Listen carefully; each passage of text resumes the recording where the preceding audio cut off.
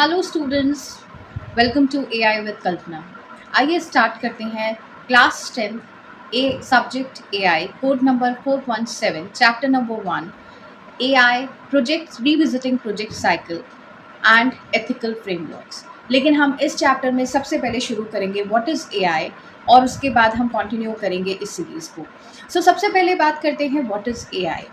AI always refers to the set of technologies that covers everything which makes us a machine smarter, right? It means AI क्या है? AI एक set of technology है जो basically machine को smart बनाने का काम start करती है या काम करती है। एआई की अगर हम बात करें तो एआई बेसिकली एक मैन मेड इंटेलिजेंस है जो कि ट्राई करता है कि ह्यूमन को मिमिक कर पाए। जिस तरह ह्यूमन बॉडी काम करती है बिल्कुल ऐसे ही एआई को बनाने की एक कोशिश है। अगर हम बात करें फर्दर कंपोनेंट्स, एआई के कितने कंपोनेंट्स हैं? आइए अगर कंपोनेंट्स की बात करते हैं, AI basically have two components, two subsets, right? AI के दो ही कंपोनेंट्स हैं। पहला होता है मशीन लर्निंग और दूसरा होता है डीप लर्निंग। ठीक है, मशीन लर्निंग बेसिकली एक ऐसा ब्रांच है एआई का जो मशीन को प्रोग्रेसिवली लर्न कराने में हेल्प करता है।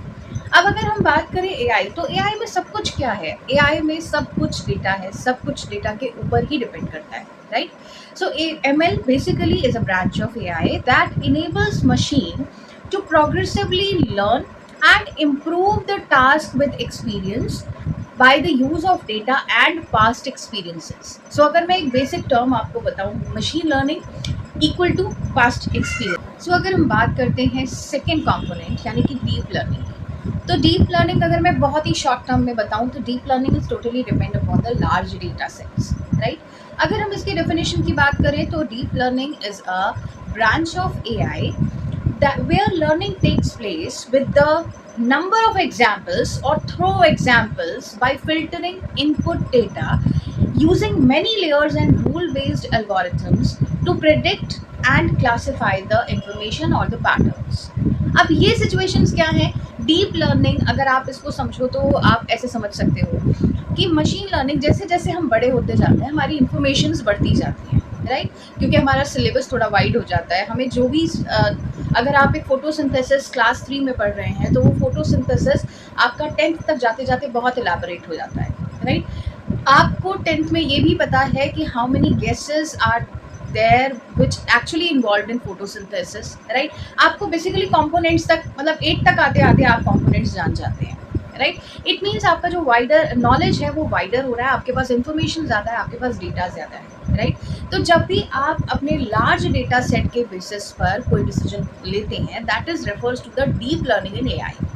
क्लियर? इट मीन्स अगर मैं एक सम अप कर दूं ये सारी चीज़ें, तो बेसिकली एआई एक ऐसी ब्रांच है जहाँ पर हम बहुत सारी सेट ऑफ टेक्नोलॉजीज़ का इस्तेमाल करते हैं। क्या करने के लिए?